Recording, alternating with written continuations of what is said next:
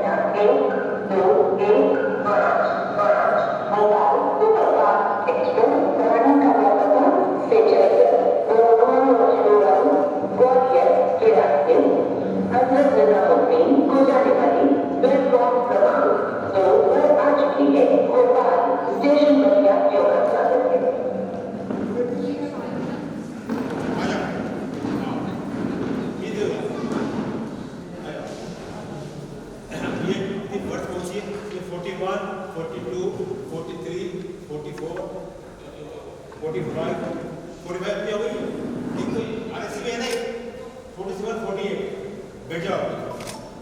जल्दबाजी में दिया होता है सामान गुजरेगा बेटा अपना अच्छा रखते हो सब किताब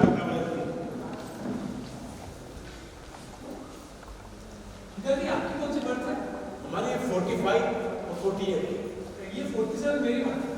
आपकी 47 है तो क्या है कि हमारे घुटनों में दर्द है ना तो वो ऊपर नहीं चढ़ पाते हैं। आप रात को एडजस्ट कर लेंगे हमसे?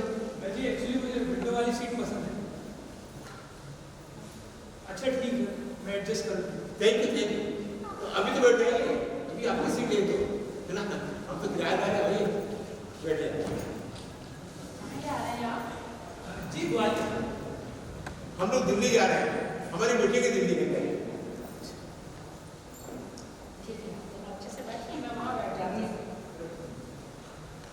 क्या है कि सीनियर सिटीजन को हमेशा है ना लोअर बर्थ मिलती है लेकिन तत्काल कोई सुविधा नहीं मिलती। अरे जब बर्थ की सुविधा मिल रही हो तो घुटना मारना पड़ता है अपने आप को। हाँ तुम रखो मैं ट्रेन में बैठ रहा हूँ। ठीक है मैं करता हूँ। सुनो तुम निकल जाओ। हाँ खाने के लिए समय मेरे पास और हाँ डिक्की में हेलमेट रखा है निकाल लेना चेकिंग चल रही है चौराहे पर। ठीक है क्या चाबी अरे तो मुझे क्यों दे दी घर से देरी हो रही है ये लो। ठीक है ओके ओके बाय।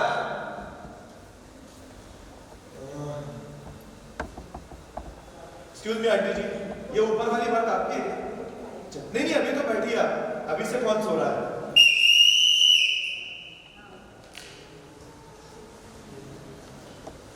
भाई साहब सॉरी माफ कीजिए।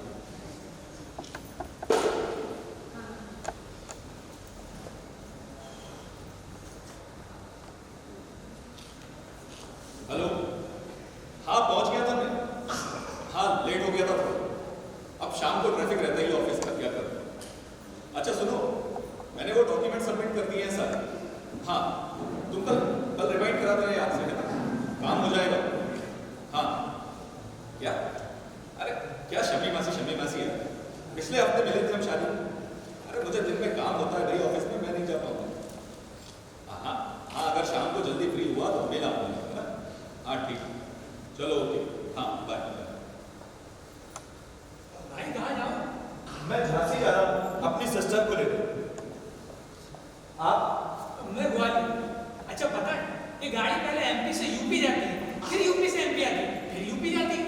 साफ थोड़ी खेल रही है ऐसे ऐसे। हाँ ना उधर तो चलो ठीक है भाई।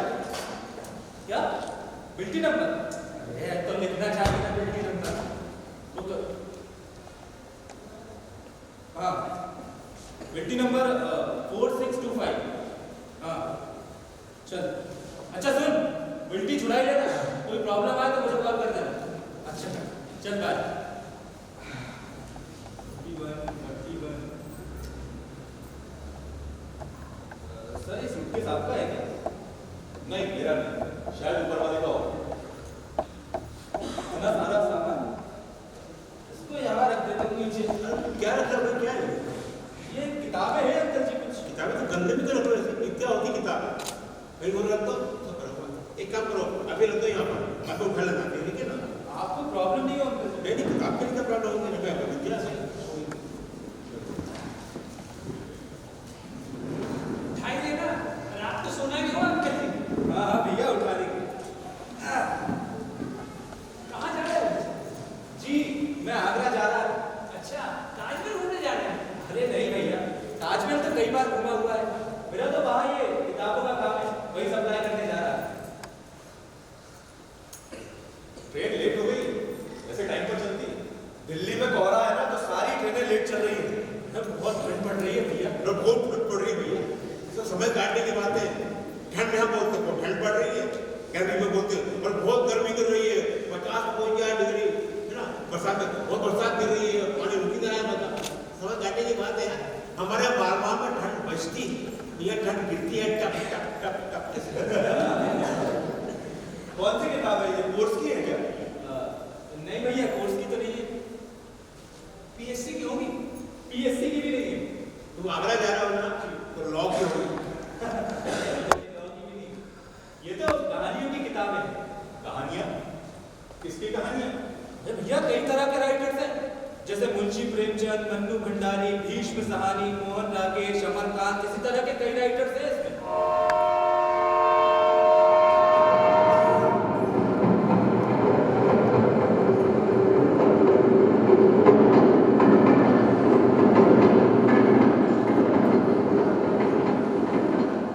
चलिए, देर आई दुरुस्त आई।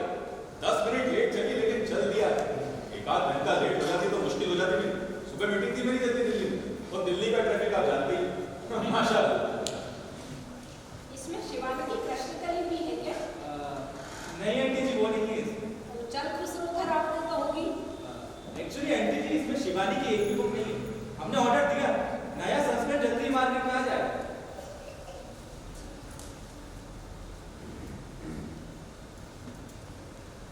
अरे क्या सा फोन लगा भाई, अच्छा प्रचारी फोन किए जब देखो फोन लोग टॉयलेट में फोन लेके चले जाते, लौट के आते तो हाथ लेने की क्या होती है? तुम तो किताब आ जाओ ना, तुमने कहानी पढ़ी होगी तो सुनाओ कोई कहानी। अरे अंकल जी, अब मैं क्या सुनाऊं? तुम भी सुनाओ भाई, टाइप करना है। अच्छा, एक काम करते हैं, राइटर के नाम की चिट डाल लेते हैं। एक एक चिट उठाओ और एक एक कहानी सुनाओ। क्या कहते हैं? अरे नहीं भाई, उससे नहीं हो पाएगा ये। तो क्या है ना, मेरा हिंदी थोड़ा कमजोर है। हाँ, अगर इंग्लिश होता आई कैन इजीली। अरे हमारे एक परेशानी भाई, हिंदी को महत्व देते ही नहीं। जगह जगह स्कूल खुल गए, अंग्रेजी माध्यम के इंग्लिश मीडियम स्कूल खुल गए। हमारे पास में गांव में किलेरामा वहाँ सनशाइन पब्लिक स्कूल, एक और गांव है Kheda Khajuria, Harvard public school.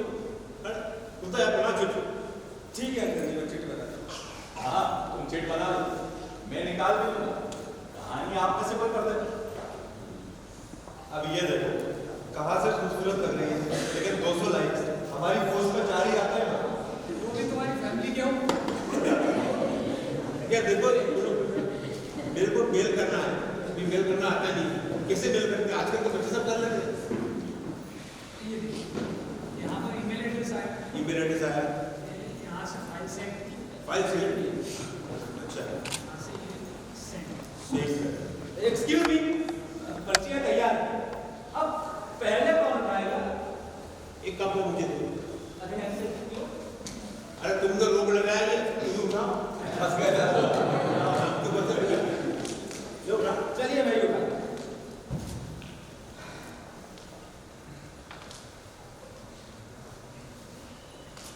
गुलजार। गुलजार निकाले। जी अंकल जी, ऊपर ही होगी गुलजार। ये ना, हाँ जी। हाँ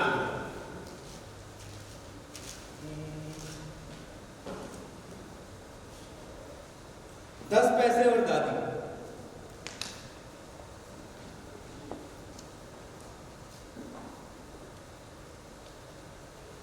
बस 10 पैसे के लिए झगड़ा हो गया और चक्कू घर से भाग गए। अरे 10 पैसे भी कोई चीज होती है क्या? राम मनोहर की जेब में इतनी रेजगारी रहती है, जब चाहो जाकर पतंग खरीद सकते हैं। एक गड्डी और दूसरी की गड्डी बन गई, महाजे की झड़की बस भरी ही रहती है। और सद्दी सद्दी के तो कितने सारे पत्ते हैं उसके घर में। ये सब याद आते ही उसे गुस्सा आ गया। दादी है ये सी गुंडी, इसलिए तो इतनी झुर्रियां है उनकी शक्ल पर। अरे राम की दादी की शक्ल पर तो एक भी नहीं है। एक एक करके उसे दादी के सारे नुक्स याद आने लगे। कान कितने ढीले, जब भी गालों को चूमती है ना तो आंखों पर लटक आते हैं। और पलके पलके तो है ही नहीं। रात को जब सोती है ना तो आधी आंखें खुली रहती है और मुंह भी खुला रहता है। दादी के कार्टून बनाता हुआ वो नंगे पांव ही स्टेशन तक आ गया। बिना किसी इरादे के वो स्टेशन में घुस गए और गार्ड ने जैसी सीटी दी वो फौरन दौड़कर गाड़ी में चढ़ गया। गाड़ी में चढ़कर उसने सोचा कि चलो घर से भाग जाए, और गाड़ी में ही उसने तय किया कि जिंदगी में खुद मुख्तार होना बहुत जरूरी है। अरे ये भी कोई जिंदगी है? एक एक पदक के लिए इतने बूढ़े बूढ़े लोगों के सामने हाथ फैलाना पड़े। इसलिए उनके बड़े भाई भी उन्हें छोड़कर बंबई चले गए और अब कभी नहीं आते। कितने साल हुए। गाड़ी के दरवाजे के पास बैठे बैठे उसे नींद आ गई। जब आंख खुली तो बाहर अंधेरा हो चुका था। तब उसे पहली बार एहसास हुआ कि वो वाकई घर से भाग आया। दादी पर गुस्सा तो कुछ कम हुआ, लेकिन गिला और शिकायत अभी तक गले में रंधा हुआ था। तस्वीर से ऐसी कौन सी बड़ी चीज है? अब अगर पूजा की थाली से उठाए तो चोरी थोड़ी हुई। भगवान की आंखों के सामने से लेकर गया था। खुद ही तो कहती है दादी, उनके भगवान तो जागते रहते, कब भी नहीं सोते। अरे आंखें बंद कर लेना, तब भी देख सकते हैं। तो 10 पैसे कैसे नहीं देखे? और देखे तो दादी को बताया तो नहीं, वो तो समझती है कि मैं चोर हूं। दादी के भगवान भी उसी के जैसे हैं, गुन्ने, कम देखते हैं और कम सुनते हैं। किसी ने दरवाजे से हट के अंदर आने को कहा।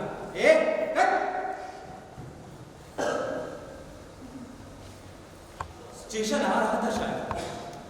गाड़ी आहिस्ता हो रही थी। गाड़ी के रुकते रुकते तो एक बार उसे ख्याल आया कि घर वापस लौट जाए, लेकिन स्टेशन पर ठहरते हुए पुलिस वालों को देखकर उसका दिल दहल गया। वो बिना टिकट था। ये ख्याल भी उसे पहली बार हुआ। उसने सुना था बिना टिकट वालों को पुलिस पकड़कर जेल भेज देती और वहां चट्टी भिजवाती। गाड़ी के दरवाजे के पास ठंड बढ़ गई थी। वो अंदर की तरफ सीटों के दरमियान आकर बैठ गए। जब गाड़ी चली तो लोग अपनी अपनी जगह पहुंचे, तो बिस्तर पेटी संदूक के ऊपर नीचे होता हुआ वो खिड़की के ठीक नीचे की तरफ जाकर फिट हो गया। थोड़ी ही देर बाद उसे भूख और प्यास का एहसास सताने लगा। खुद मुख्तारी के मसले एक एक करके सामने आने लगे। उसे भूख भी सता रही थी और प्यास भी। ऊपर वाली बर्थ पर सोए हुए गुजरात की सुराही मुसलसल ट्रेन के हिचकोलों से झूल रही थी, और सुराही पर लगा हुआ औंधा ग्लास भी मुसलसल के किटकिए जा रहा था। उसी वक्त पीतल का चमकता हुआ बिल्ला लगाए टिकट चेकर दाखिल हुआ। उसके साथ उसका एक असिस्टेंट एक बिना टिकट वाले को गुत्ती से पकड़कर दाखिल हुआ। चप्पू की तो जान निकल गई। अरे चलती हुई गाड़ी से ये लोग अंदर कैसे आए? जरूर तो ये छिपकर बैठे रहते होंगे ये लोग। वो सीट के नीचे ही नीचे घिसटता घिसटता नीली वर्दी के ठीक पीछे की तरफ जा निकला, और वहां से घिसटता हुआ वो डब्बे की दूसरी तरफ जा निकला, जहां से टॉयलेट नजर आ गया। बस लेकर खोलकर कमोड पर बैठ गया। अरे पकाने में थोड़ी कोई टिकट पूछने आएगा। ये ख्याल भी आया कि दूसरे लोग ये तरकीब क्यों इस्तेमाल नहीं करते। वो चेचक की दागों वाला तो कर ही सकता था, जिसे टीसी के असिस्टेंट ने बुद्धि से पकड़ रखा था। बहुत देर तक बैठा रहा। नंगी टांगों पर ठंड लग रही थी और हवा भी। थोड़ी देर कमोड पर बैठे बैठे उसे नींद आई। फिर गाड़ी ने पटरी बदली। एक धक्का सा लगा, रफ्तार भी कुछ कम होने लगी।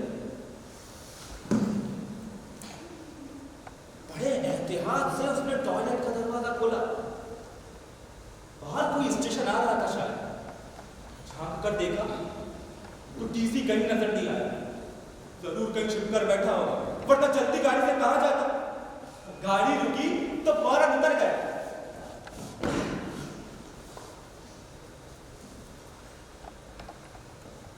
सुनसान सा स्टेशन, आधी रात का वक्त, कोई उतरा भी नहीं। गाड़ी कुछ देर खड़ी खड़ी हाँफती रही, फिर भग भग करती हुई आगे चलती। चक्कू एक बेंच पर सिकुड़ कर अपनी टांगों में मुंह देकर बैठ गया, और थोड़ी ही देर बाद तकिए की तरह लुढ़क गया। थक थक करता लालटेन हाथ में लिए चौकीदार आया और उसे कान से पकड़कर उठा दिया। उठ, घर से भाग कर आया है क्या? चल भाग यहाँ से, नहीं तो चौकी वाले घर पर ले जाएंगे। अरे चक्की पिसवाएंगे वहां जेल में। एक ही धमकी में वो लड़खड़ा कर खड़ा हो गया। थक थक करता लालटेन हाथ में लिए चौकीदार फिर कहीं गायब हो गया। चक्कू प्लेटफॉर्म के नीचे की तरफ टहल गया, जहां मध्यम सी रोशनी में एक बोरियों का ढेर नजर आ रहा है। बोरियों के ढेर के पीछे ही एक बुढ़िया दादी की तरह मुंह खोलकर सो रही थी। फटा पुराना कोई लिहाज हो, अरे कोई भिखारन होगी। नींद और बर्दाश्त नहीं हो रही थी उसे। वो उसी भिखारन के लिहाज में जाकर घुस गया। उसे लग रहा था जैसे वो दादी के लिहाज में घुस रहा हो। गांव में अक्सर ऐसा होता था। मीरासन अपने साथ सुलाती थी और वो दादी के लिहाज में जा घुसता था। सर जमीन पर टिकाते ही सो गया।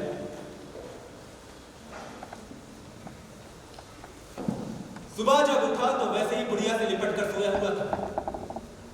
बुढ़िया के सिरहाने बड़े कटोरे में कुछ पैसे पड़े थे। फिर वही थाली याद आ गई। कल रात की भूख उभर कर आई। अरे इतने सारे पैसे का क्या करेगी बुढ़िया? दादी से पूछो तो कहती थी मरकर भी तो जरूरत पड़ती है पैसे की, वरना इस शरीर को जलाएगा कौन? चूटी। अरे कितनी सारी लकड़ियां तो पड़ी है घर में जलाने के लिए।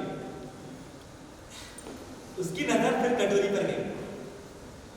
एक 10 पैसे उठा भी लिए तो क्या, यहाँ तो भगवान भी नहीं है और दादी भी नहीं है। मांग लो तो शायद खुद ही दे दे।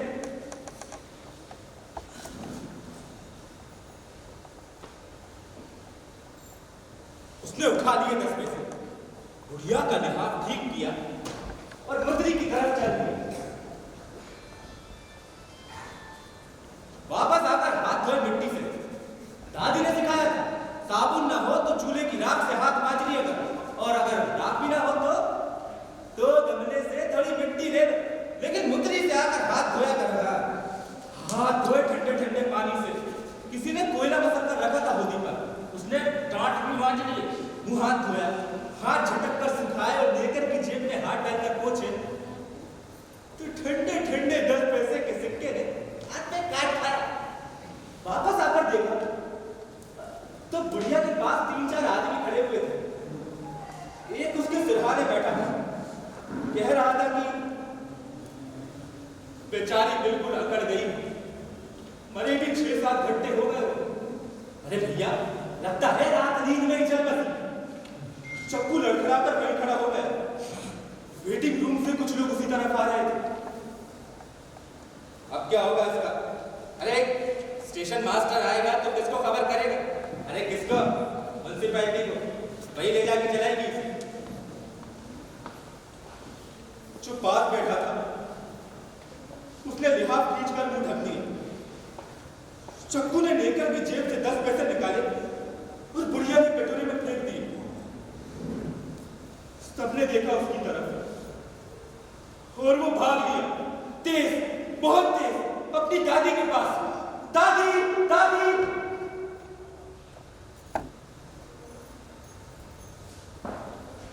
और वो भाग लिया, तेज, बहुत तेज, अपनी दादी के पास। बहुत अच्छी कहानी है। बच्चों के एंगल से कहानी लिखी है गुलजार साहब ने। पूरी कहानी में बचपना कहीं गायब नहीं होता। गुलजार साहब ने फिल्म लिखी है, गाने लिखे हैं, पटकथा लिखी है, ये तो पता था, पर कहानी भी लिखी है ये नहीं पता। लिखी है कि उन्होंने कहानी काफी कहानी लिखी। लो भाई, तुम्हारा चलिए, मेरा तो हो गया। अब कौन आ रहा है? अरे कोई भी आएगा, डरने की बात क्या है? वारंट देने के पढ़ दो तो कहानी किससे आजा बच्चा। नहीं आती।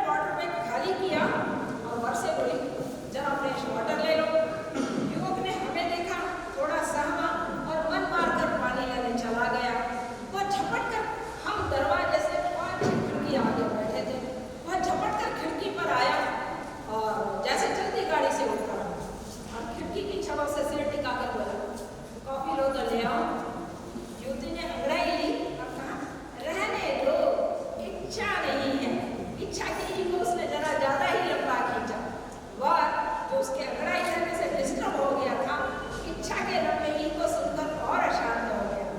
उसने कनखियों से हमें देखा और पानी लेने चला गया। बगल वाला फिर बोला, कटपुटी लाल हो गई गरीब की। इधर हम लड़की को एटीज रखने के लिए नल की तरफ ही देखते रहे। उसने आधा वाटर बैग भरा और झपट कर डिब्बे में आ गया। लाड़ी ने वाटर बैग लिया तो उसे लगा काफी खाली है, सो बोली, पूरा नहीं भरा क्या? उसने हमें देखते हुए कहा, करना ही क्या है, रात में उतर जाएंगे, और उससे सट कर बैठ गया। आए, सावित्री ने सत्यवान के कंधे पर सिर टिका दिया। हम अब तक उठ चुके थे, जोड़ा भी गुजर गए, जोड़ा भी नॉर्मल हो गया। अब खा पी कर सब सोने की तैयारी करने लगे। अब सोते वक्त फिर परेशानी हुई। युवती की बर्थ ऊपर थी, वह उचक कर या चढ़कर बर्थ पर नहीं जा सकती थी, उसे सोना नीचे ही था। और युवक की मंशा की वह नीचे न सोए, क्यों? क्योंकि सामने मेरी बर्थ पड़ती थी। वह थोड़ी देर सोचता, विचारता, खड़ा परेशान होता रहा। मैं उसकी परेशानी समझ रहा था। मुझे उसके ऊपर एक साथ हंसी और दया आ रही थी। मैंने उससे कहा, आप मेरी बर्थ पर आ जाइए, मैं आपकी बर्थ पर चला जाऊंगा। वह मनी पर पूरा खिसियाया कि मैंने सज्जनता दिखाकर उसकी पत्नी की निगाह में उसे छोटा साबित कर दिया। वह बेबस था, मजबूर था। मैंने भोजन करके अपनी बर्थ उसे दे दी। उसने रूखा थैंक्स कहकर मेरा हैंडबैग उठाकर अपनी बर्थ पर रख दिया। खा पी कर अब सब सोने की तैयारी करने लगे। गाड़ी में मुझे नींद नहीं आती है तो मैं अपनी परिवर्तित बर्थ पर जागता रहा। कुछ देर बाद मैंने बत्ती बुझा दी। मैंने देखा अब वह युवक सो रहा था। अब उसे कोई चिंता नहीं थी, नींद में चिंता होती भी नहीं है। नींद में वह युवक अपनी जिस पत्नी को ले गया था, वह उसकी नींद में पूरी तरह सुरक्षित थी। अपनी नींद के अंधेरे में वह आश्वस्त था। मैंने गौर किया, वह युवक अब इस समय पढ़ा लिखा तनावग्रस्त ठाकुर परिवार का युवक नहीं लग रहा था। नींद में आदमी का वास्तविक चेहरा सतह पर आ जाता है। इस समय वह मुझे तनावग्रस्त नहीं लग रहा था। ऐसा लग रहा था जैसे देहात का कोई हट्टा कट्टा 25 साल का बच्चा सोया हुआ है। हाँ, उसकी श्रीमती को नींद नहीं आ रही थी। वह यूं ही 2-3 बार बाथरूम तक होकर आ गई थी। गाड़ी आगे जा रही थी। सारे मुसाफिर नींद की गिरफ्त में जा चुके थे। बाहरी संसार से हमारा संबंध लगभग कट चुका था। कहीं कोई गांव में टिमटिमा का बल्ब नजर आ जाता तो हम बाहरी दुनिया से जुड़ जाते, वरना अपने से घिरा हुआ एक टापू था जो भागा चला जा रहा था। मनमाड़ स्टेशन आया। युवती ने पति की तरफ देखा और बर्थ पर बैठ गई। वह अंधेरे में ही बैठी रही। मुझे लगा अब यह लाइट जलाएगी, मगर वह अंधेरे में ही बैठी रही।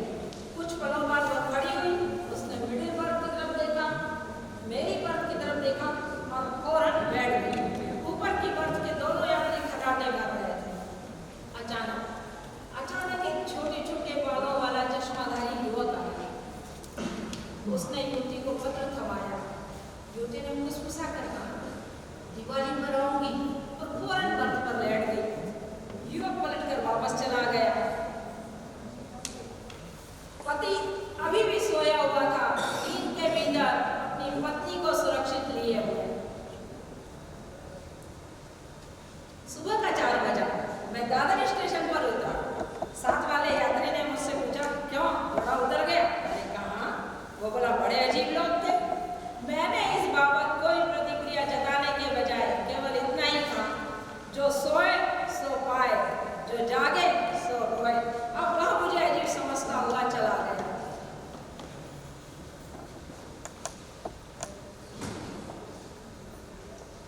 पति अभी भी सोया हुआ था, नींद के भीतर अपनी पत्नी को सुरक्षित लिए हुए।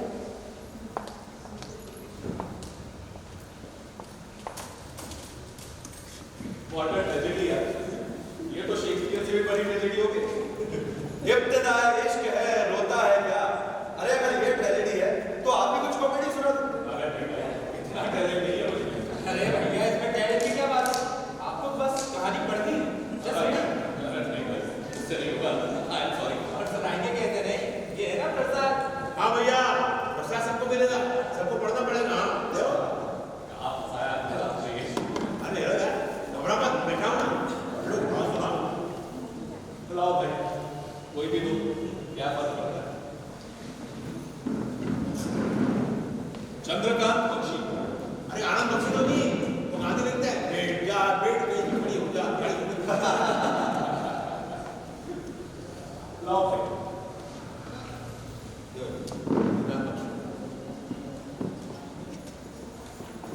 अरे बाबा, इतनी बड़ी बड़ी कहानियां हैं इसमें, कोई छोटी नहीं है क्या? हाँ ये ठीक है।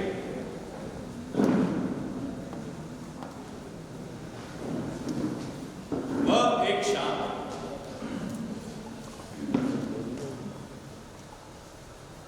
दिसंबर के तीसरे सप्ताह में हमने घर बदल दिया और यहां नए घर में रहने आ गए।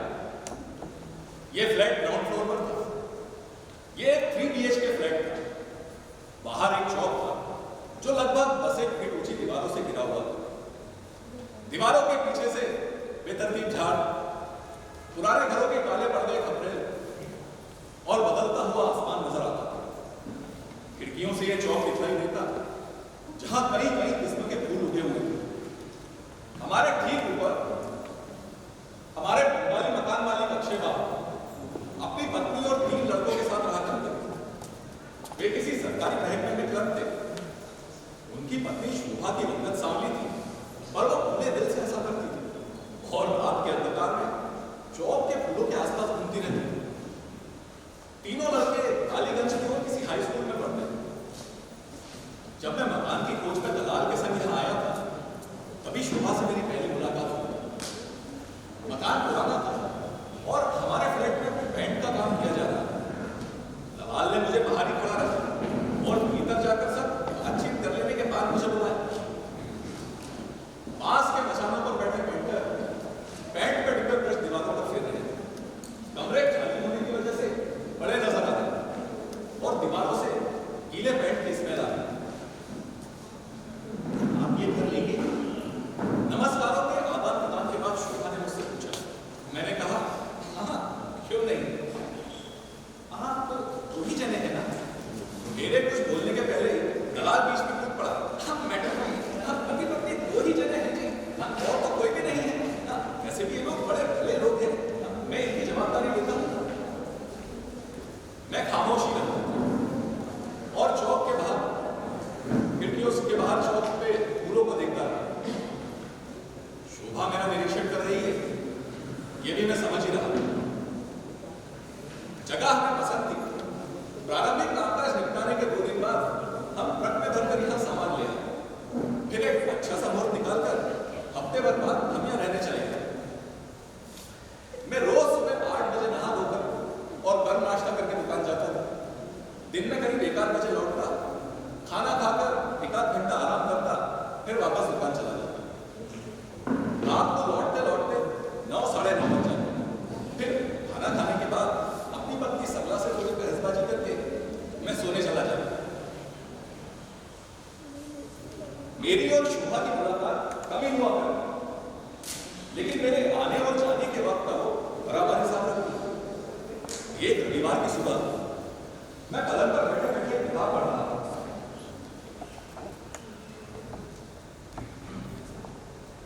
ठीक उसी समय खिड़कियों के जाली के पीछे खड़ी शोभा पूछ रही थी, मिस्टर मेहता, आपको फूलों का शौक तो होगा ही। मैं एकदम घबरा गया। किताब पलंग पर रख के उठ खड़ा हुआ। रसोई से गैस पर पानी के गर्म होने की आवाज आ रही। मैंने कहा कुछ खास नहीं, तो वो हंस पड़ी। लेकिन आपकी पत्नी को तो फूलों का बहुत शौक है। रोजाना शाम को वो मुझसे पूछा जूही के फूल ले जाया करती है। मैं शोभा की ओर देखता ही रहा। ठीक उसी समय रसोई से सरला की आवाज आई। शोभा खिड़की के पास से खिसक गई। मैं वहीं पलंग के पास खड़ा हो गया। सब कुछ जैसे स्विच को ऑन ऑफ करने की तरह बहुत तेजी से घटित हुआ। कुछ एक दिन इस तरह बीत जाने के बाद मुझे महसूस हुआ कि शोभा के प्रति मेरे मन में कोई आकर्षण प्रकट हो रहा है। यह अस्वाभाविक नहीं था, लेकिन इसे खुलकर मान लेने के लिए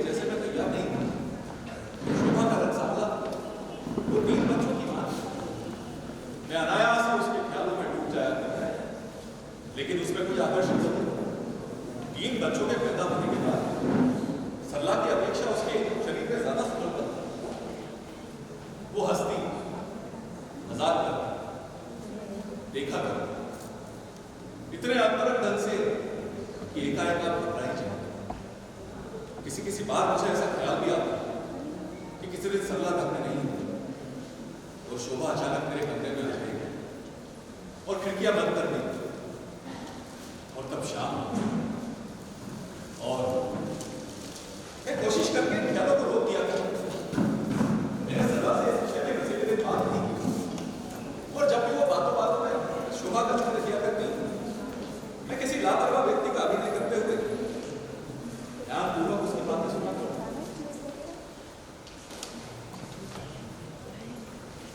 एक रविवार की सुबह सरला और मैं बुक देखने जा रहे थे। तभी यहाँ सरला ने मुझसे कहा, शोभा बहुत होशियार हो, वो यहाँ ऊपर रहते थे इसलिए मुझे डरने की कोई बात ही नहीं। मैंने कहा वो शेरनी जैसी है, उसके रहते डरने की क्या बात। कौन कब आया ये सब ध्यान को बराबर रखिए। आप किस मजबूत से आगे जाते हैं ये भी उसे बराबर मालूम। यहाँ तक कि पिछले रविवार आपने क्या पहना ये भी उसे मालूम है। अच्छा वो ये सब तुमसे कहती है। सरला ने कहा वो मुझसे कहती है, सरला तूने लड़का जोरदार फंसा है। मैंने कहा देख ये बात तो बिल्कुल सही है, वाकई लड़का तो तूने जोरदार फंसा है। शादी करने की जल्दी तो आपको थी, मैंने तो पहले इंतजार कर दिया था, फिर लगा ज्यादा डायलॉग करूंगी तो लड़का हाथ से निकल जाएगा, इसलिए हाथ नहीं दी। फिर इसी तरह बीत रहे और किसी बार जब मैं दुकान जाने के लिए बाहर आता चौक पे खड़ी शोभा में चल निकला। अल्लाह की मौजूदगी में भी वो मेरे साथ हंसकर बातें किया करते, तब हम बादला में बातें करते। शोभा जी तुम यही साड़ी थे सुंदर लागो, आपकी मजाक कर सकते ना। अभी शोधी पूछी सुधु शोधी और सरला बांधला समझती नहीं। हाँ अक्षय बाबू के साथ मेरी कोई खास बोलचाल नहीं थी। ऑफिस के बाद वो व्यक्ति घर नहीं रहा था। हाँ कभी कभार ऊपर से रविंद्र संगीत के गायन के स्वर जरूर सुनाई। एक बार सरला ने मुझसे कहा इसका मतलब कुछ करता धरता नहीं लगता, आलसियों की तरह करने पड़ा रहता है। मैंने कहा नहीं सरला वो कहीं नौकरी करता है और फिर दिया हुआ किराया तो मिल जाता है, गाड़ी चल जाती है लोगों को। आदमी लेकिन बेचारा बेहद शांत है। फिर इसी तरह लिखते रहे और शोभा मेरे विचारों पर छाई। मुझे दिनों रात उसी का ख्याल आया। वो भी मेरे साथ बातचीत करने का अवसर ढूंढती रही थी, ये भी मैं समझ ही रहा था, लेकिन कोई बेवकूफी कर बैठे ऐसी औरत तो नहीं। एक रविवार की सुबह शोभा ने मुझसे कहा, मिस्टर मेहता मैं एक बार आपकी दुकान पर आना चाहता हूँ। मैं एकदम घबरा गया।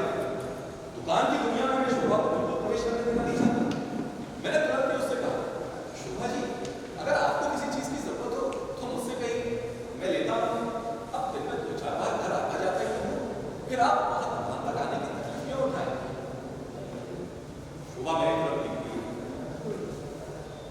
सरला की मौजूदगी में अब मैंने शोभा से बातें करना कम कर दिया था। वो भी ये समझते हुए सरला की मौजूदगी में बातें नहीं किया करती। हाँ सरला के साथ उसका संबंध बहुत अच्छा था। मेरी गैर हाजिरी में वो मुझे खूब बातें किया करती और कभी मैं लौट आता तो शोभा हंसते हुए कहती, अच्छा अब आप दोनों बातें कीजिए, मैं चलती हूँ और वहां से चली जाती।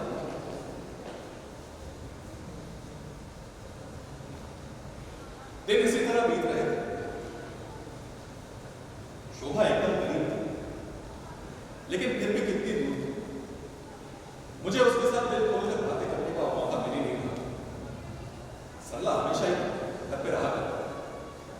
सरला कहीं बाहर नहीं था और मैं घर पे अकेला हूं, ऐसा अवसर दुर्लभ ही। मैं ऐसे मौके की कल्पना करके ही उत्तेजित हो जाएगा और आखिरकार निराश होकर सोचता कि ऐसा अवसर कभी आएगा ही नहीं जब फ्लैट के एकांत में हम रह सके। और जैसे जैसे मेरी निराशा बढ़ती गई वैसे वैसे मेरी ख्वाहिश और जोर पकड़ती गई। उसकी आंखों में तूफान जरा भी कम नहीं हुआ, उसमें हम भी आकर्षित थे। मैं उसके लिए जैसे तड़प रहा। रोजाना शाम को रास्ते में लाइटें जल जाती, तब मैं उदास हो जाया। दुकान से निकलकर किसी रेस्टोरेंट में जाकर बैठ जाता और कॉफी पी लेता। एक दिन मैं बेहद बेचैन हो उठा और शाम को जल्दी ही घर आ गया। सरला तब सब्जी लेने गई थी।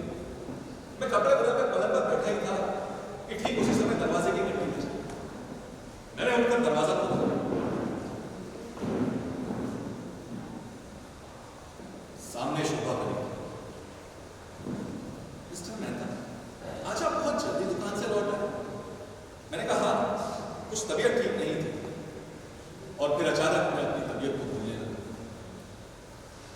सरला अभी सबसे लगी गई, उसे लौटने में आधा घंटा लगेगा। मुझे लगा कि आपसे मिला, मुझे भी लगा था शायद आपकी तबीयत ठीक ठाक ना हो। मैंने कहा भीतर आइए ना। वो भीतर आई और उसने दरवाजा बंद कर दिया। हम दोनों एक दूसरे को समझ गए थे। गोया कि मौका अनायास ही मेरे हाथ लग गया। हम दोनों बीच वाले बड़े हॉल में आ गए। शोभा सामने थी। मेरा दिल जोरों से धड़क रहा था। सरला के लौटने में अभी आधे घंटे की देर। शोभा ने मुझसे कहा, मिस्टर मेहता, आज मैं आपसे एक खास प्राइवेट बात करने के लिए आया। मैंने कहा हाँ, तो भीतर आइए ना। हम दोनों कोने वाले कमरे में आ गए। शाम का अंधेरा था, मैंने बत्ती भी नहीं जलाई। शोभा ने पूछा, यहाँ हमारे अलावा और तो कोई नहीं है? मैंने कहा नहीं, फ्लैट में बस हम दोनों ही। उसने जरा खिसक कर बीच का दरवाजा बंद कर दिया और कहने लगी, सामने के मकान वाले हमें देख लिए, ये मैं नहीं जानती। पूरे कमरे में शून्यता छा गई थी। उसने मुझे पास आने का संकेत किया। मैं भी उसकी ओर खिंचा। मुझे लगा कि मैं कहां उठूंगा। मेरी आंखों में आंखें डालकर शोभा ने कहा, मिस्टर मेहता, मैं आपसे एक खास प्राइवेट बात करने के लिए आई हूं। सुनिए, रोजाना शाम को एक व्यक्ति आपकी पत्नी से मिलने आया करता है। क्या आपको कुछ खबर है?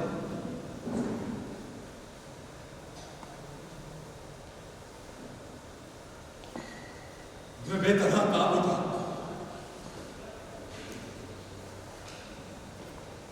इस राइटर का नंबर है क्या? क्यों अंकल जी? मुझे देखिए फ्लैट कहाँ पर है?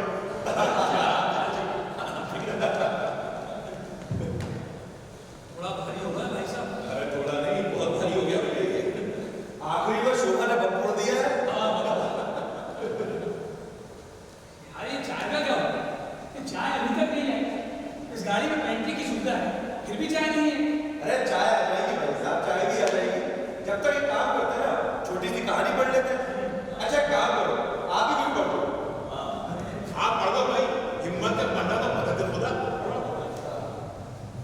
चलिए ठीक है, अब हम खुद ही गड्ढे में गिर जाते हैं।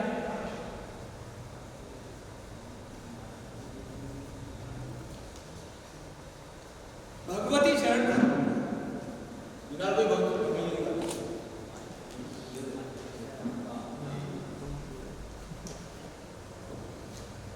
भगवती चरण वर्मा।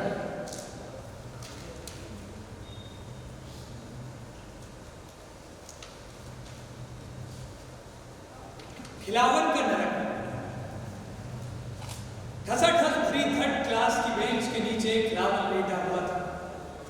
ठसाठस भरी थर्ड क्लास की बेंच के नीचे खिलावन लेटा हुआ था।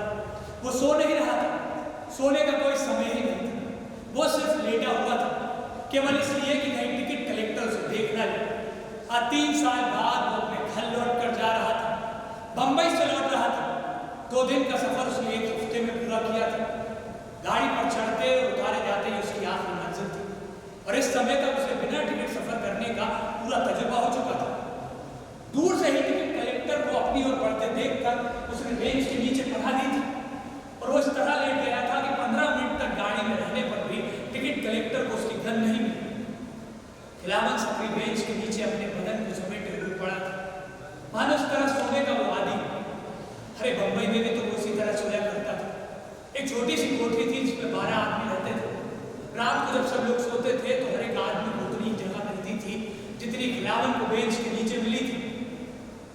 खिलावन उस समय सोच रहा था, क्या 3 साल बाद वो अपने देश जा रहा है और देश में उसकी माँ है, बाप है, छोटा भाई है और उसकी सुखिया भी तो है। अरे 3 साल पहले जब वो कमाने के लिए प्रदेश आया था तो सुखिया कितनी रोई थी।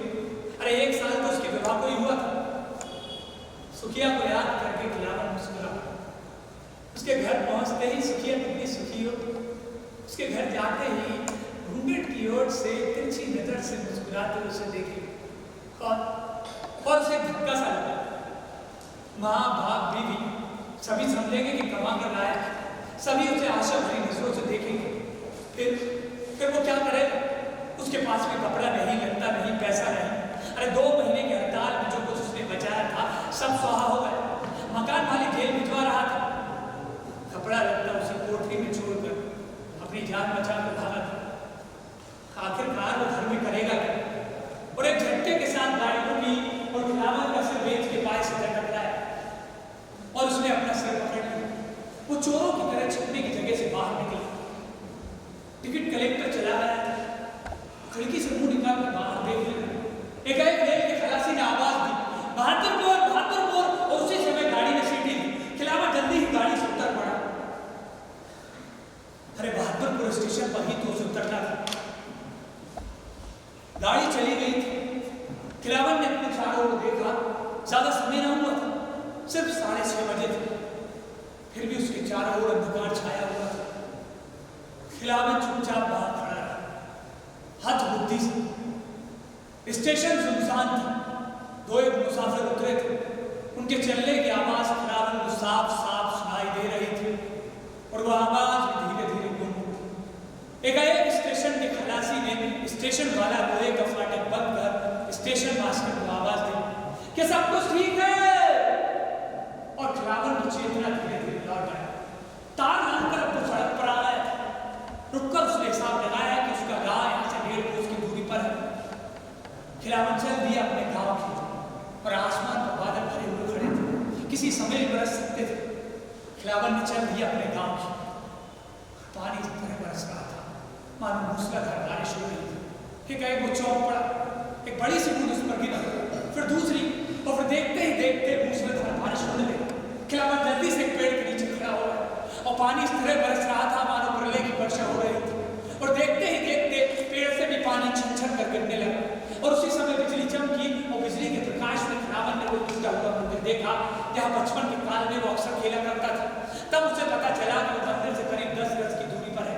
खिलावन जल्दी से दौड़कर मंदिर में घुस गया।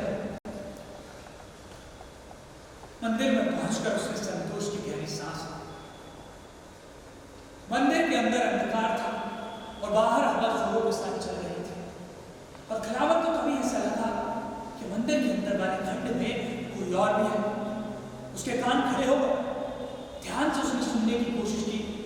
कोई कह रहा था, ये बारिश जब बेबों में शुरू होगी, भगवान जाने कब तक होती रहेगी। और उसका उत्तर उसे मिला, तुम्हें का मुसीबत तो हमारी है। अम्मा जी पूछ रही कि कहाँ रही, कब का कहा, और अम्मा जी दादाजी से एक एक की 100 जड़ी। खिलावन को मानो काटो तो खून नहीं। ये आवाज तो सुखिया की। सुखिया इस समय मंदिर में और उसके साथ ये आदमी कौन है? वो दबे पांव भीतर की ओर घुसा। मर्द ने फिर कहा, अरे कुछ ना होगा, मेरी सांस कर चुप हो जाएगी। हाँ, उस दिन तेरे ससुर ने मुझे देख लिया, तब क्या हुआ था? अरे होता पहले तो बहुत बिगड़े, कहीं कि तुम हमारी नाक कटाई, घर से निकाली की धमकी दी, लेकिन जैसे ही चांदी की हंसली देखी और हमारे आचरण में नजरों पे जो तुम हमें दिए रहे थे तो खोलकर उनके सामने रख दी, तब अम्मा जी शांत हुई। खिलावन के मुंह पर पसीने की बूंदें आ रही थी। मर्द ने फिर कहा, और वो तेरा वो घर वाला, उसकी कुछ खबर मिली? अरे 6 महीने से न 1 रुपया भेजा से, न कोई चिट्ठी पत्री लिखा से। मालूम होता कोई रात के फेरे में पड़ गया, नाश हुई हूं का, या घर में सब मरा था। अरे वो तो तीसरे चौथे दिन तुम जो रुपया दे दे तो खाना मिल जाता। हमारे देवर को 1 आदमी की जमीन दिवाई जिलेदार, आप इतना तो कर सका था। खिलावन चुपचाप मंदिर से बाहर आया और उसी समय बिजली चमकी और खिलावन ने देखा कि उसकी धोती चिथड़ा है, कुर्ता फेंक देने के काबिल। खिलावन चल पड़ा भीगता, घर की तरफ नहीं, पीछे स्टेशन की तरफ। पानी मूसलाधार गिर रहा था, हवा जोरों के साथ चल रही थी, बादल गरज रहे थे, बिजली चमक रही थी।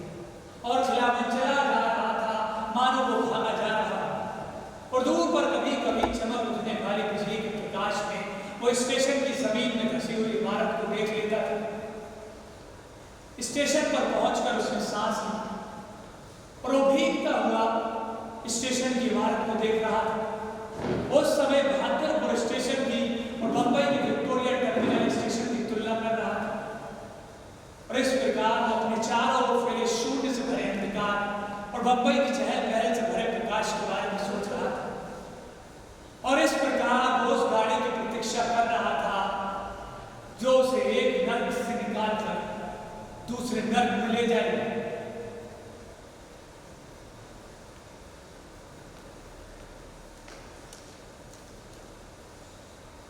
और इस प्रकार वो उस गाड़ी की प्रतीक्षा कर रहा था जो उसे एक नर्क से निकाल कर दूसरे नर्क में ले जाएगा।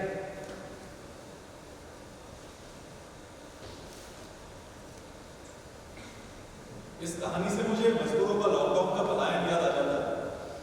कितनी समानता है दोनों। मजबूरी इंसान से क्या क्या नहीं कर पाती। मुझे विष्णु सखाराम खांडेकर की कहानी प्रकाश याद आ रही। विष्णु सखाराम खांडेकर मराठी में प्रेमचंद थे जिन्हें ज्ञानपीठ पुरस्कार मिला। कहानी प्रकाश में एक मजदूर परेशान होकर मुंबई से गांव जा रहा है, दूसरा गांव से मुंबई, एक हताश होकर और एक आशा ली। ऐसे ही कुछ था उस कहानी। मुझे लगता है खिलाफत कभी खत्म नहीं होगी। छत्तीसगढ़, यूपी, बिहार, कहां छत्तीसगढ़ और कहां कश्मीर, कितनी दूर तक चले जाते हैं खिलाफत से रोटी के लिए। बीना आ गया शायद। पर चाय अभी तक नहीं है। भैया चाय फट गई होगी, बैठ के सीधे रहोगे।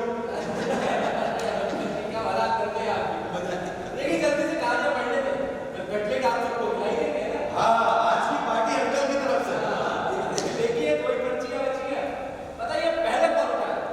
अंकल आप? नहीं देखो भैया, पहले होता है लेडीज फर्स्ट या सिंगल सिटीजन फर्स्ट, हमें लास्ट में करना होगा।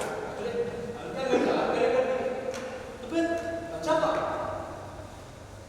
भाई साहब बता दिया अंकल आपने। चलिए मैं उठाता हूँ। हाँ, गुलजार साहब वापस बुक करके आ गए।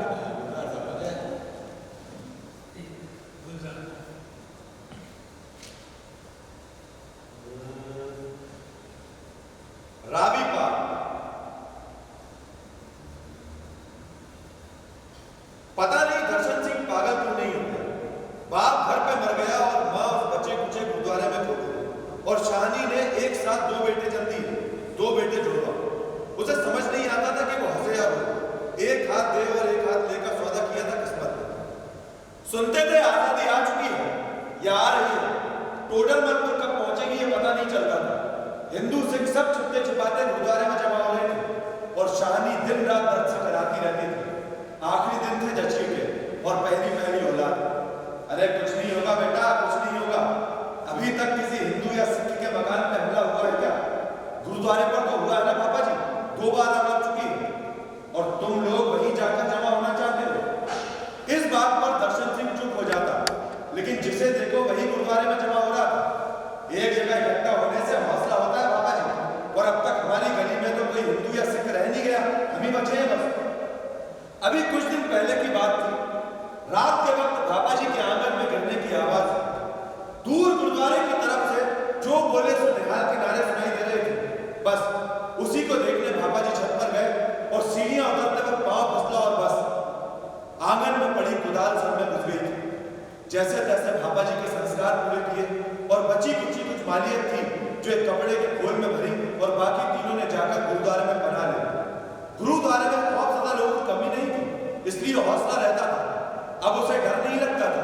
वो कहता, अरे और कुछ नहीं तो वाहे गुरु के पास तो है। नौजवान सेवादारों का एक जत्था दिन भर काम में जुटा रहता था। सबने अपने अपने घरों से जितना भी आटा, दाल, घी, चावल था सब उठवा लिया था और लंगर दिन रात चलता रहता था। मगर कब तक? ये सवाल सबके मन में था। सबको ये उम्मीद थी कि सरकार कोई कुमक जरूर भेजेगी। अरे भैया, लेकिन कौन सी सरकार? अंग्रेज तो चले गए, यहाँ पाकिस्तान तो बन गया, लेकिन पाकिस्तान की सरकार नहीं बनी अभी। सुना है मिलिट्री घूम रही है और अपनी हिफाजत में शरणार्थियों के काफिले बॉर्डर तक पहुंचा देती है। शरणार्थी? ये क्या होता है भैया? अरे रेफ्यूजी। अच्छा, यह शब्द पहले तो नहीं सुने थे। इनसे दबाव बर्दाश्त नहीं हुआ, वो निकल पड़ा। हम तो चलते हैं भैया, सुना है स्टेशन पर ट्रेनें चल रही हैं, अब यहाँ भी कब तक बैठे रहेंगे? अरे हिम्मत तो करनी पड़ेगी भाई, वाहे गुरु कंधों पर बिठाकर नहीं ले जाएगा। एक और कुर्बानी का हवाला हुआ, नानक नाम जहाज है, जो चढ़े सो उतरे पार। कुछ लोग निकल जाते तो खड़ा का एक बुलबुला सा बन जाता माहौल में, और कुछ लोग आ जाते तो बाहर की खबरों से बुलबुला पूछ जाता। स्टेशन पर तो बहुत बड़ा कैंप लगा हुआ है जी, लोग भूख से भी मर रहे हैं और खा खा के भी बीमारी फैलती जा रही है। सुना है 5 दिन पहले यहाँ से ट्रेन गुजरी थी, दिल रखने को भी जगह नहीं थी, लोग छतों पर लगे हुए थे। सुबह संक्रांत की थी, बड़ी ही शुभ घड़ी में शाहनी ने अपने जुड़वा बेटों को जन्म दिया था। एक तो बेचारा बहुत ही कमजोर था, बचने की उम्मीद नहीं थी, लेकिन शाहनी ने नाभि के जोड़ से बांधे रखा। उसी रात किसी ने कह दिया, अरे भाइयों चलो चलो निकल चलो, स्पेशल ट्रेन आई है रिफ्यूजियों को लेने, चलो निकल चलो। और एक बड़ा हुजूम रवाना हो गया गुरुद्वारे से। दर्शन सिंह, शाहनी बहुत कमजोर थी, लेकिन बच्चों के सहारे चलने को तैयार हो गई, लेकिन मां ने हिलने से इनकार कर दिया। अरे मैं आ जाऊंगी बेटा, अगले किसी काफिले के साथ आ जाऊंगी, तू मेरे पोते और बहू को लेकर निकल जा। दर्शन सिंह ने बहुत जिद की तो ग्रंथी ने समझाया और सेवादारों ने हिम्मत दी। और सरदार जी और निकल जाओ, बीजी हमारे साथ आ जाएंगी और एक एक करके सब बॉर्डर पार पहुंच जाएंगे, तुम चिंता मत करो। और दर्शन सिंह निकल पड़ा, ढक्कन वाली बेग की टोकरी में रखकर बच्चों को यूं सर पर उठा लिया जैसे परिवार का खोचा लेकर निकला। स्टेशन पर गाड़ी थी, लेकिन गाड़ी में जगह नहीं थी। छत पर लोग घास की तरह उगे हुए थे। बेचारी नई नजार था और नौज़ायदा बच्चों को देखकर लोगों ने छत पर चढ़ा लिया और जगह दे दी। कुछ घंटों बाद गाड़ी में जरा सी हरकत हुई। शाम बड़ी सुर्ख थी, लहूलुहान तमतमाया हुआ चेहरा, शाहनी की छातियां निचड़ के छिलका हो गई थी। एक बच्चे को रखती तो दूसरा उठा लेती। मैंने कुचैले कपड़ों में लिपटे 2 बच्चे की पोटलियां, ऐसा लगता था जैसे किसी कूड़े के ढेर से उठा लाए। कुछ घंटे बाद जब गाड़ी रात में दाखिल हुई तो दर्शन सिंह ने देखा कि एक बच्चे के हाथ पांव तो धुलते दिखे थे और बीच बीच में रोने की आवाज भी आ रही थी, लेकिन दूसरा बिल्कुल साकित था। दर्शन सिंह ने पोटली में हाथ डालकर देखा तो एक बच्चा कब का ठंडा पड़ चुका था। दर्शन सिंह जब फूट फूट के रोया तो आसपास के लोगों को भी पता चल गया। सबने चाहा शाहनी से बच्चे को ले ले, लेकिन वो बेचारी तो पहले ही पतरा चुकी थी, टोकरी को झप्पा मारकर बैठ गई। नहीं, एक भाई के बगैर दूसरा दूध नहीं पीता। ट्रेन 10 बार रुकी और 10 बार चली। लोग अंधेरे में ये अंदाजे लगाते रहे, अरे खैराबाद आ गया जी। नहीं जी, ये तो गुजरावाला है जी। 1 घंटा और लाहौर आया कि समझो पहुंच गए हिंदुस्तान। लाहौर के बहुत करीब में हिंदुस्तान। जोश में लोग नारे भी लगाने लगे थे, हर हर महादेव, हर हर महादेव, जो बोले सो निहाल शस्त्रिया का। गाड़ी एक पुल पर चढ़ी तो लहर सी दौड़ गई, अरे रावी आ गया जी, रावी आ गया जी, लाहौर आ गया। इसी शोर में किसी ने दर्शन सिंह के कान में घुसघुसा कर कहा, सरदार जी मरे हुए बच्चे को यही फेंक दो रावी में, उसका कल्याण हो जाएगा। अरे उस पार ले जाकर क्या करोगे?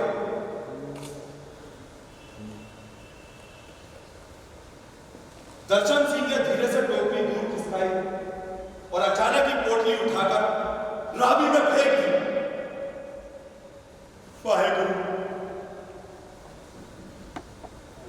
अचानक अंधेरे में से किसी बच्चे के रोने की आवाज आई। दर्शन सिंह ने घबराकर शाहनी की तरफ देखा।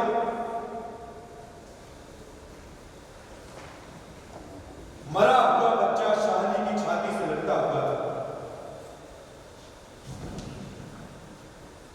वाहेगुरु, वाहेगुरु।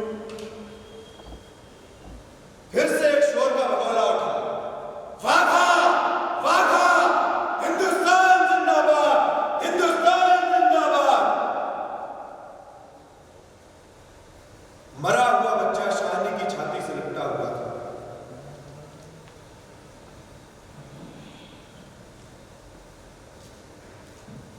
आर्टिशन को लेकर कई राइटर्स ने कहानियां लिखी, जैसे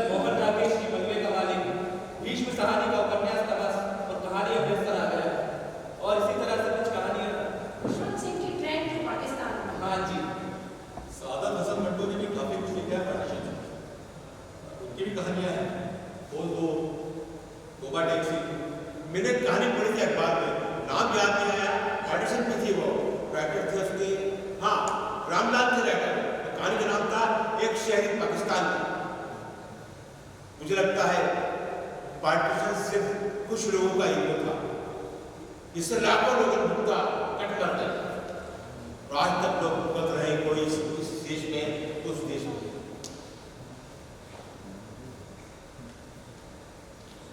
झांसी आने वाला लगता है। अरे आने वाला क्या भैया, आएगा, देखिए ना। चलिए दोस्तों, मेरा सिलेक्शन आ गया, फिर मुलाकात हुई और पहली बार ऐसा लगा कि ये सफर थोड़ा और चलना था। बाय। अरे भैया, आपको उतरना है क्या? तो साइड में हटिए ना, रास्ते में क्यों खड़े? गाड़ी लेट चली थी, लेकिन कवर कर ली। हाँ, ये अच्छा हुआ। चलो भाई मैं जरा आता हूँ। अरे हरकत कहाँ? अरे प्रकृति की विद्या है भाई, क्या पता। देखिए बच रहा है, आप बात बना रहे हैं। नहीं बचता नहीं, तो बची रहो, मैं इसके बात करूँ मैं। अंकल जी कोई विपदा नहीं, आप सोच रहे हैं इसलिए आपको लग रहा है कि विपदा आ रही है। आप सोचिए विपदा नहीं आ रही है, नहीं आ रही है, नहीं आ रही है, विपदा नहीं आएगी। अंकल जी ये कोई प्राकृतिक विपदा नहीं, ये तो इसके पैदा की हुई वाली प्राकृतिक विपदा है, समझे? पहले इससे दूर कीजिए। हाँ क्या था? आपने कहा था प्रसाद सबको मिलेगा, अब आप लीजिए प्रसाद। ठीक है, लाओ भाई, आप एक गिर जाते हैं, देखते कि आप एक में और एक में मेरे ऊपर आगे आते हैं।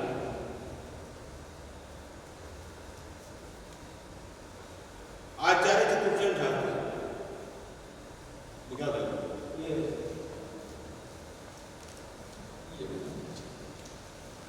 कहानी है, ये बढ़ता हूँ। आवारा गर्द, आवारा गर्द, आचार्य चतुर्सेन शास्त्री।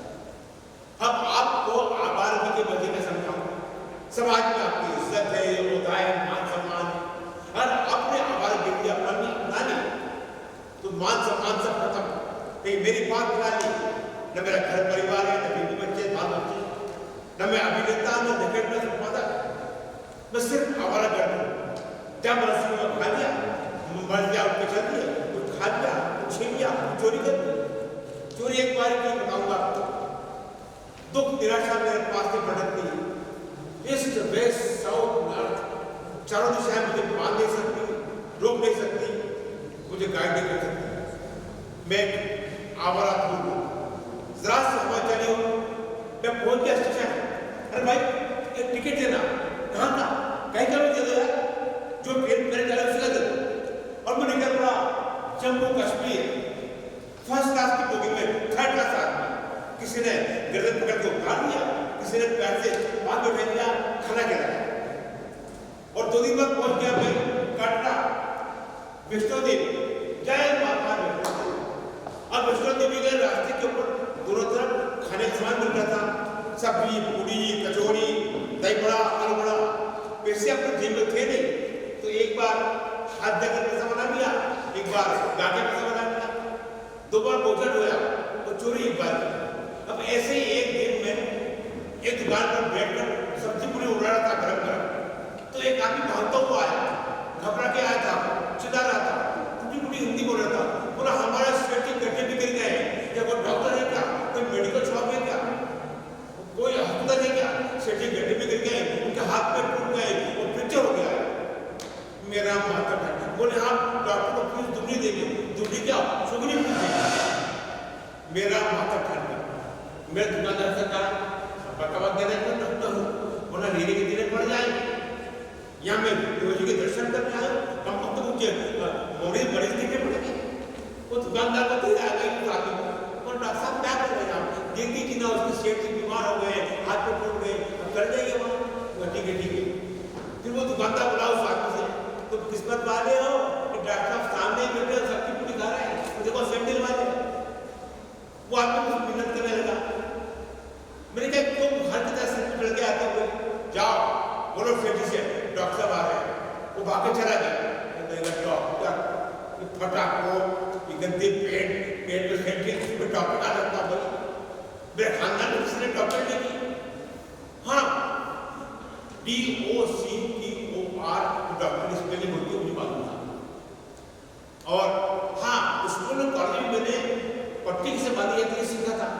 जेब में प्लास्टिक की शीशी थी। मैं चलो मैं गया, जाकर दिखा मैंने वहाँ, अरे कुछ नहीं हुआ था, घबराने लगा वो आदमी, हाथ पर छिल गए थे। मैं गया वहाँ, थोड़ा गंभीर हो गया। मैं कहा सेठ जी, अच्छा उठाइए इनको, बैठाइए। सेठ जी घबराइए मत, मैं आ गया हूँ, डॉक्टर WS है, आपको ठीक कर दूंगा। हाँ ले जाओ ले जाओ। मैं कहा हाथ डाल दे, खींचो इधर हाथ खींचो, दूसरा हाथ डाल खींचो, पैर उठाओ, घुमाओ चक्री चला चक्री, तुम के पैर उठा दूसरा वाला, घुमाओ चक्री। ठीक है, मैंने निकाली प्लास्टिक की शीशी, वो पूरी बॉडी में चिपड़ दी, पट्टी बांध दी। डॉक्टर सेठ खुश हो गया, उठ के बैठ गया। मेरे का क्या बात है, बैठ देख चलो खड़े तरीके से काम हो जाएगा, श्रीनगर तक का वैसे मिल जाएंगे हमारे पास। मैं सेठ जी मैं चलता हूँ, बस सेठ जी पक्का बोल रहा था નથી એમ કરો છો જમીને જાઓ। अरे मेरे का माल दे दो तो कहीं भी जम लूंगा। तो नहीं, अब आप कहीं नहीं जा सकते, अब आप श्रीनगर में मेरे साथ रहेंगे, आपको खाने पीने का इंतजाम मैं करूंगा, पूरी व्यवस्था कर दूंगा मैं, आपको 2 क्वार्टर दिए जाएंगे रहने के लिए और एक इस तरह जम्मू कश्मीर में श्रीनगर में अपनी जिंदगी आराम से करने लगे। 2 दिन आराम करने के बाद मैं सीधे श्रीनगर घूमने निकला और पहुंच गया बदनाम किले के अंदर। उसे बदनाम बस्ती बोलते लोग, नहीं वैसी बात नहीं, मैं सही भी इंसान हूँ, पर कभी कभी दिखना वाला नहीं रहता हूँ।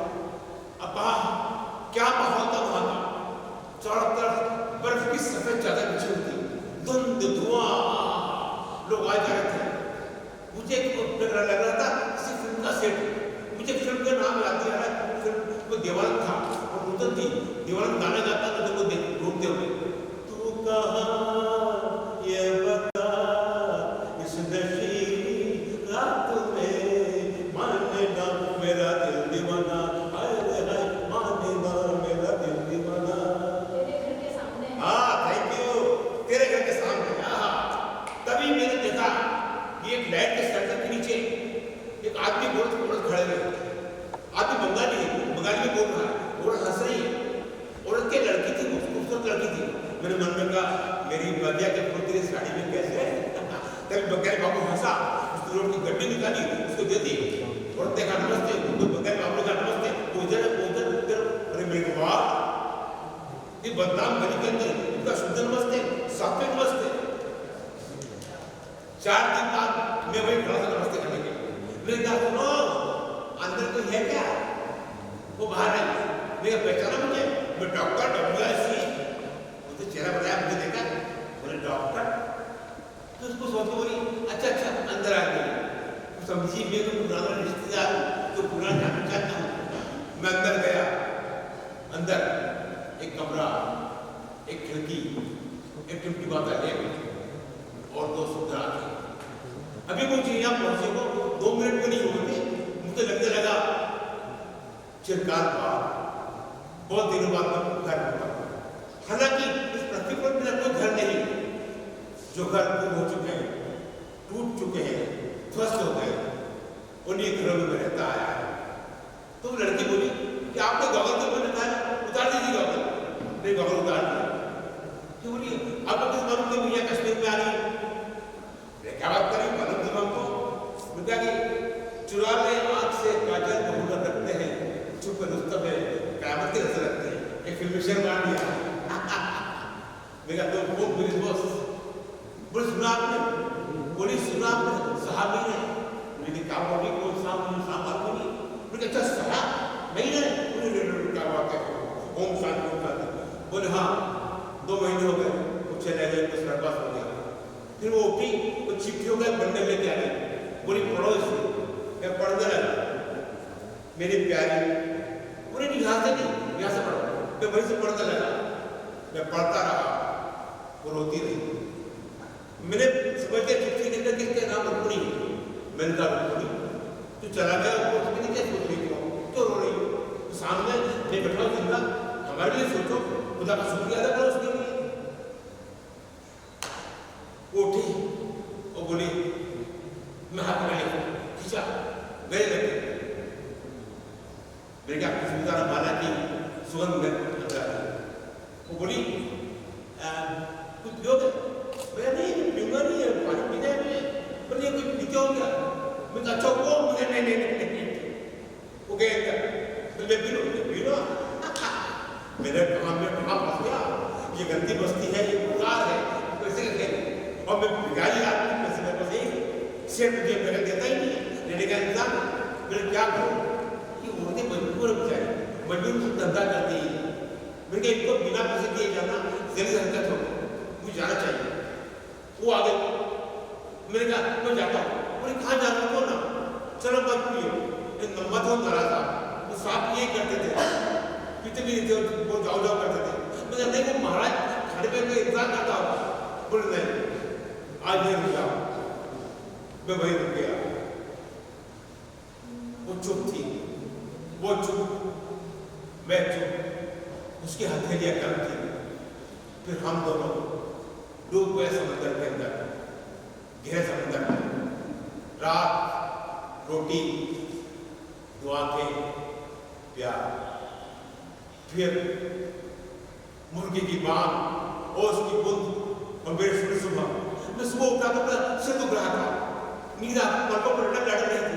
मैंने कहा मैं जाता हूँ, उसने कहा कि कल फिर आना, मेरे हाथ को कुछ रुक रख दिए, तो चल दिया वहां से। लेकिन वो दो आंखें, वो नमस्ते, वो प्यार मेरे अंदर उतर चुका था। इस तरह 2 महीने नमस्ते का आदान प्रदान चलता रहा। मैंने उसके बेबी के सारे हाथ पढ़ डाले थे और जान लेते कि वो डॉक्टर था और डॉक्टर का सर्जन था, कि उसी के रहा करते थे और अकेले कहना या क्या कहना मुझे अच्छा लगता कि उसी का रहते थे, तो बच्चों की देखभाल क्या करते थे। और जब डॉक्टर की डेथ हो गई उसे लोगों ने बाहर निकाला।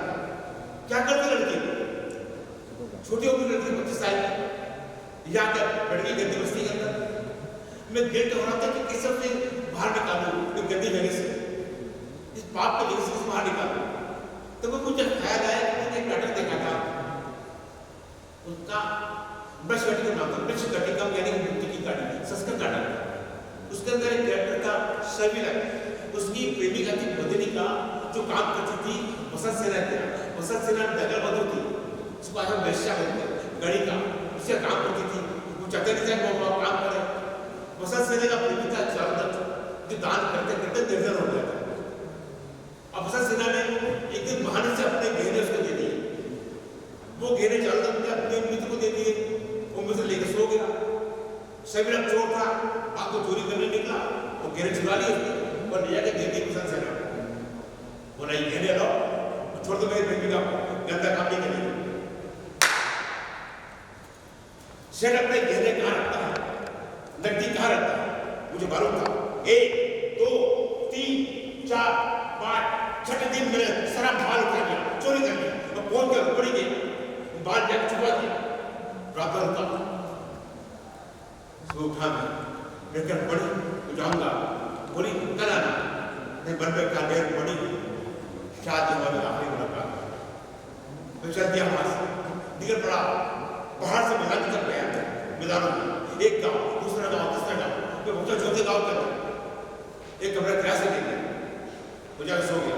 रात के 12 बजे थे, मुझे देर की तरह थक गया था मैं, तभी मुझे सोच रहे थे, मैं जाकर बाहर देखा, तो गाड़ी आई थी, पुलिस की गाड़ी थी, सेठ जो उतर रहे थे, उतर के ऊपर आ गए, तो दरवाजा तोड़ दिया, मुझे मारने लगे, मारते रहे, बोले बता मेरा बाल कहाँ है, बता मेरे जेवर कहाँ है।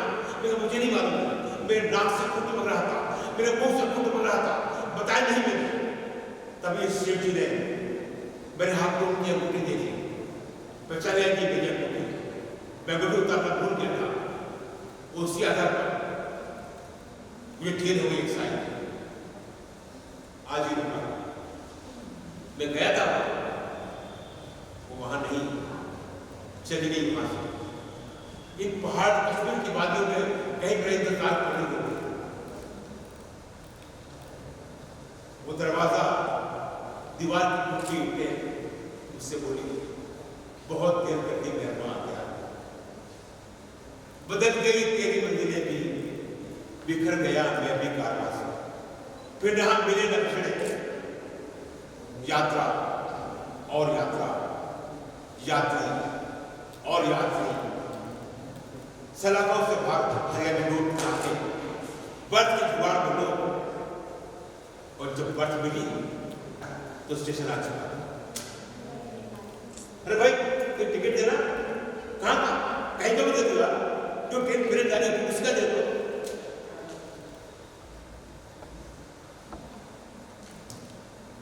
जब बर्फ मिली तो स्टेशन आ चुका।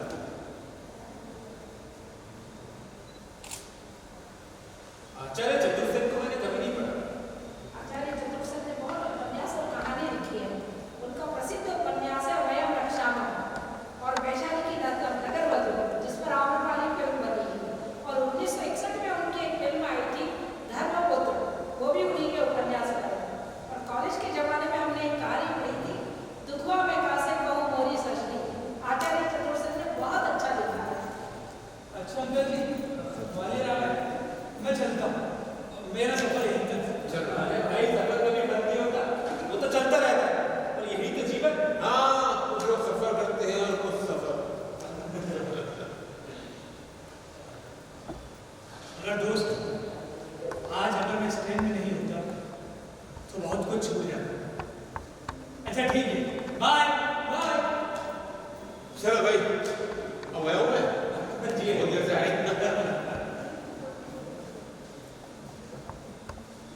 लड़का बढ़िया है, एससी निकाल देगा, क्लिप्स 100% हो जाएगा ऐसे। हाँ भैया, लगता तो ऐसे ही। और सफर में तो यही होता है, तरह तरह के लोग मिल जाते हैं, सबकी अपनी अपनी कहानियां होती हैं। देखो ना, इस सफर में अपन मिले, इतनी कहानियां पढ़ी, सुनी, देखी। फ्लाइट में तो कोई किसी से बात ही नहीं करता है, सब अपने अपने दायरे में रहते हैं।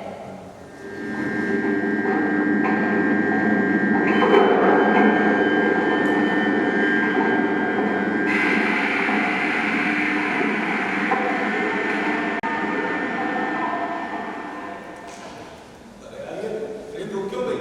अरे लोग चेक पूरी करते करते सामने आना, एक बार मिले भी नहीं। अंकल जी, मैसेज आया मेरे पास, आगे मुरैना में ट्रैक ब्लॉक है, 2-4 घंटे लग जाएंगे, ऐसा लिखा है। अरे यार परेशान हो जाएंगे। हाँ, ये मैसेज तो मेरे पास भी आया। मेरे एक फ्रेंड रहते हैं वहाँ पर, मुरैना में, एक मिनट कंफर्म कर लेते हैं। हेलो, हाँ जोशी जी, हाँ नमस्कार नमस्कार। जोशी जी, मैं दिल्ली की तरफ जा रहा था ये ट्रेन से, मैं ग्वालियर के आगे ट्रेन रुक गई, कुछ मैसेज आया है ट्रैक ब्लॉक है मुरैना में, पता है आपको कुछ? अच्छा, मालगाड़ी नहीं रेल होगी, 6-7 घंटे लगेंगे। अच्छा ठीक है जोशी, हाँ धन्यवाद धन्यवाद जी जी नमस्कार। मालगाड़ी नहीं रेल हो गई है, 6-7 घंटे लगने वाले हैं तक। उसका यार ट्रेन नहीं रहेगी 6-7 घंटे तक। क्या करूँ, सुबह तो मीटिंग है मेरी वहाँ पे। वो टैक्सी पहुंचना भाई, यहाँ से ज़्यादा दूर तो बचा नहीं, टैक्सी ले लेता हूँ मैं तो बाहर से। आप भी तो दिल्ली जा रहे हैं? हाँ, साथ में चलते हैं, लोग शेयर कर लेंगे। हाँ ये ठीक है, ये जब पूजा ही रहते हैं ना। चलो भाई, निकल रहे हैं क्या? हाँ ना निकले, क्या मजबूरी क्या करें ना, टैक्सी कर लेंगे, साथ में मिल जाएंगे, हम लोग पहुंच जाएंगे। चल ठीक है, सफारी बढ़ने क्या करेंगे।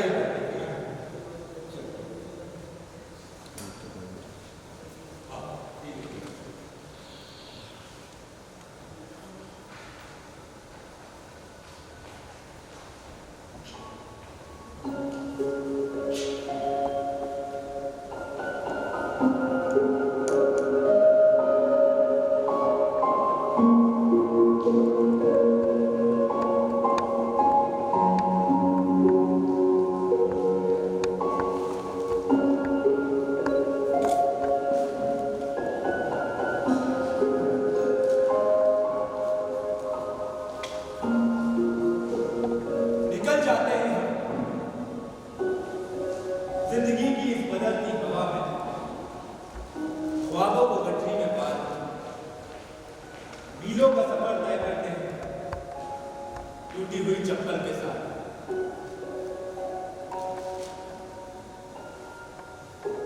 दौड़ती भागती इस जिंदगी में चढ़ते हैं हम रेल के किसी डब्बे में। आगे बढ़ो, यहाँ जगह नहीं है, जैसे शब्दों को झेल कर खड़े रहते हैं हम मौन होकर। बस इंतजार किसी के उठने का कि लपक ले उसकी सीट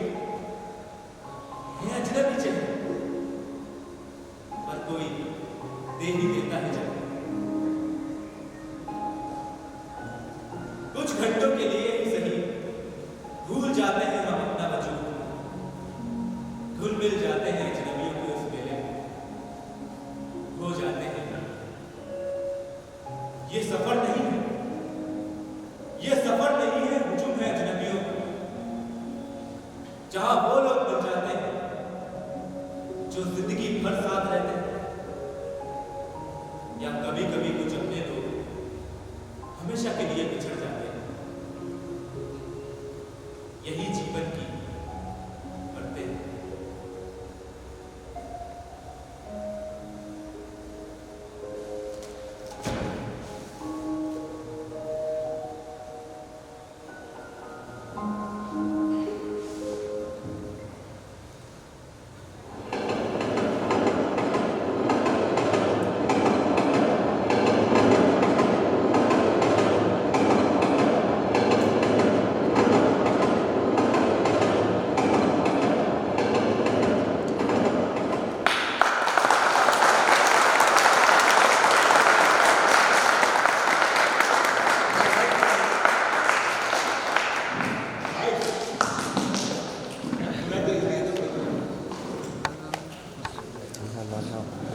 दोस्तों, आपने देखा होगा तनुज का, उनकी संस्था का मैं आभारी हूं। थिएटर है देखिए, आज जितने भी लोग यहाँ पर हैं विद्वान, उनको शुक्रिया देता हूँ कि रंगमंच का एक उद्देश्य है और धीरे धीरे लोग जुड़े हुए हैं। ये मेहनत कर लगा है, रंगमंच को इकट्ठा कर रहा है कि लोग आए, देखें, अच्छा सीखे, करते करते करते आगे बढ़ेंगे और निश्चित तौर पर अच्छा रंगमंच शुरू होगा रफीवर के अंदर। हम भी कोशिश करेंगे, ये भी कोशिश कर रहा है, लोग बढ़ेंगे, दर्शक बढ़ेंगे। आप जाएंगे, आप देखेंगे, कहेंगे और तो प्रतिक्रिया आपकी होगी, आपको कैसा लगा, क्या लगा, बात चर्चा कीजिए। और जब भी नाटक हो जरूर देखने आए, साथियों को लाए। शुक्रिया, धन्यवाद।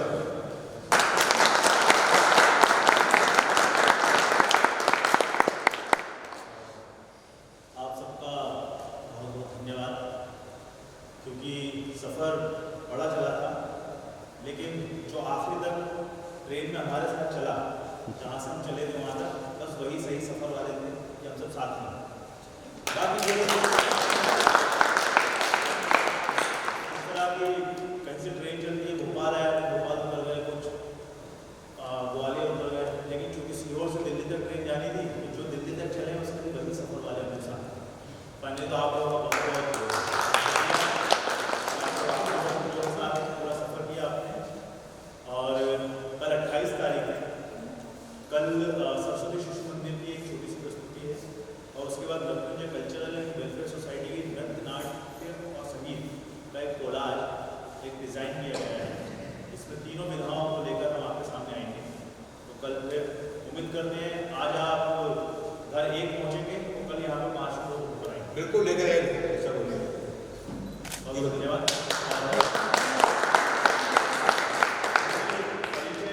मतलब बिना परिचय के पता तो चलना चाहिए कि कौन थे जिन्होंने इतना कमाल परफॉर्मेंस दिया। चलिए शुरू करें। मैं उद्देश्य यादव। रीता, रणदीप ठाकुर, आशीर्वाद झा, यशील दुबे,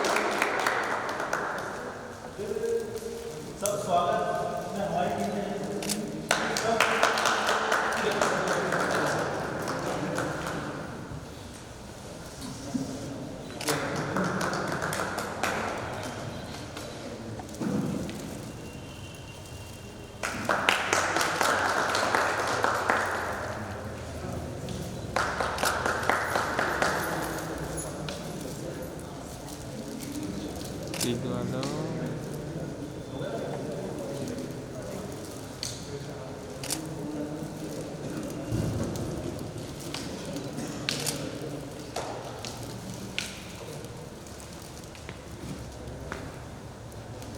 एक ग्रुप को कर दो। हाँ एक ग्रुप